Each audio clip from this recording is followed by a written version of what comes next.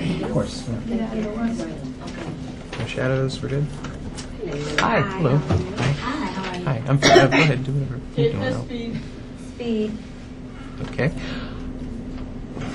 Without... I don't even know where to It's a little start. overwhelming, isn't it? Well, it's just 3 different sets of questions, really, for all of you. But basically where I want to start is, this movie could have been like a really difficult trust exercise for you guys with the director. I'm sorry. back. Oh, I'm sorry. I'm sorry. You know what? I'll just sit back. Don't move the chair. Oh, all right. The back one. You don't have to do that. Yeah, as I was saying. Yeah, I mean, you basically, all 3 of you are like, if the performances weren't cut properly, if they weren't kind of placed in the right context, you could have come off looking really horrible instead of looking like people in potentially horrible situations or potentially good situations. I mean, how does a filmmaker sell this to you guys? How did you all get approached for these parts, these roles? It was all in the script. I mean, there's no way to cut and make these people look bad. It was in the script, honestly.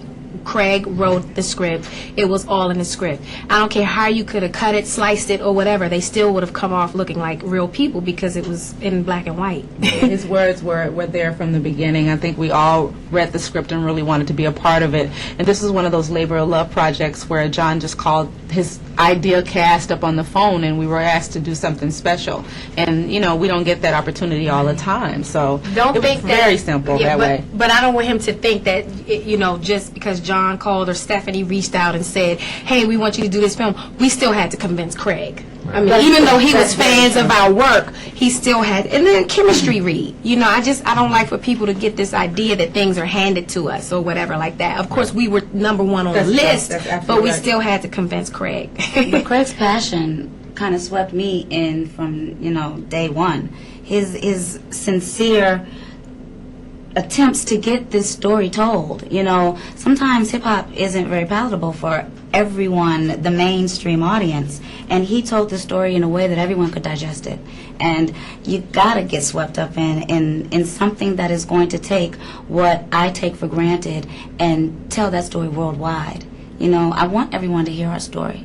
And I'm glad that Craig made this movie, and I'm glad he got me swept up in it. Yeah.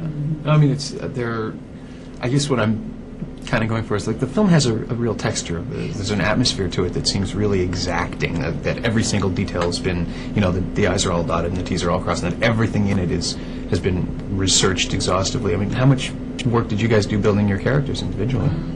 For me, it was simple. I'm a Memphian, and you know, I just kind of pulled from a lot of women that I ran into when I was growing up in the South, and a lot of women that I thought were like snotty, and just kind of pulled and made her Yvette. And my process was just a little more fun than theirs. They had like very heavy scenes and things like that, but mine was very simple. For me, I started with the name Suge, which is short for sugar.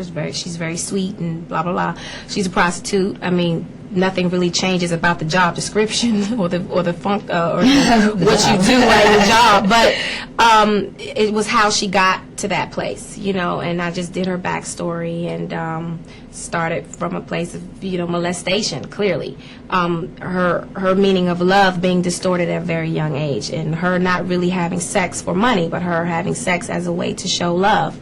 And so, hence, she needed DJ to collect the money. Otherwise, she would have been homeless. So, Yeah.